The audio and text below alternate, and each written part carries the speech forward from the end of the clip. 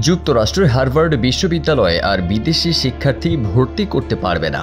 কেবল তাই নয়, বিশ্ববিদ্যালয়টিতে বর্তমানে যেসব বিদেশি শিক্ষার্থী রয়েছেন তাদের স্থানান্তরের নির্দেশ দিয়েছে ট্রাম্প প্রশাসন।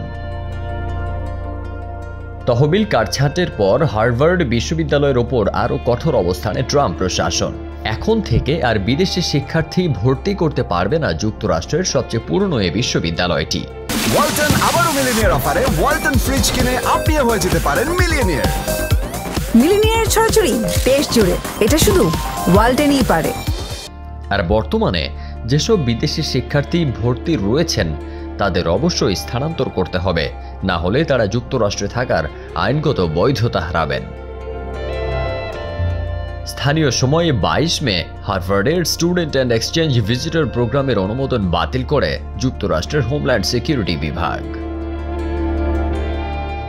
হোমল্যান্ড সিকিউরিটির তদন্ত ঘিরে হার্ভার্ডের নথি চাওয়ার বিষয়ে কয়েক দফা চিঠি চালাচালি ও আলোচনার পর এই সিদ্ধান্ত নেওয়া হয়েছে বলে জানিয়েছে ট্রাম্প প্রশাসন। তদন্তের আওতায় বিশ্ববিদ্যালয়ের ভর্তি প্রক্রিয়া, পাঠ্যক্রম এবং নিয়োগ নীতি খতিয়ে দেখতে চেয়েছিল সরকার।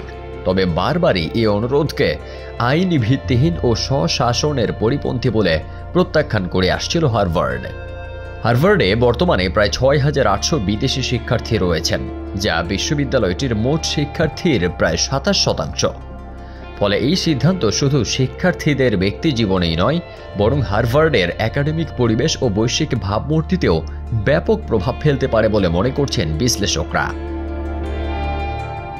ট্রাম্প প্রশাসনের সিদ্ধান্তকে প্রতিশোধমূলক ও অবৈধ দাবি করেছে হার্ভার্ড। বিশ্ববিদ্যালয় কর্তৃপক্ষ শিক্ষার্থীদের পাশে দাঁড়াতে দ্রুত পদক্ষেপ নিচ্ছে বলে জানানো হয়েছে। তবে বিশ্লেষকরা বলছেন, এই সিদ্ধান্ত যুক্তরাষ্ট্রের উচ্চশিক্ষা ও বৈচিত্র্যময় শিক্ষানীতির উপর একটি বড় আঘাত হিসেবে ইতিহাসে স্মরণীয় হয়ে থাকবে। ফারদিন সানি, দেশ রূপান্তর।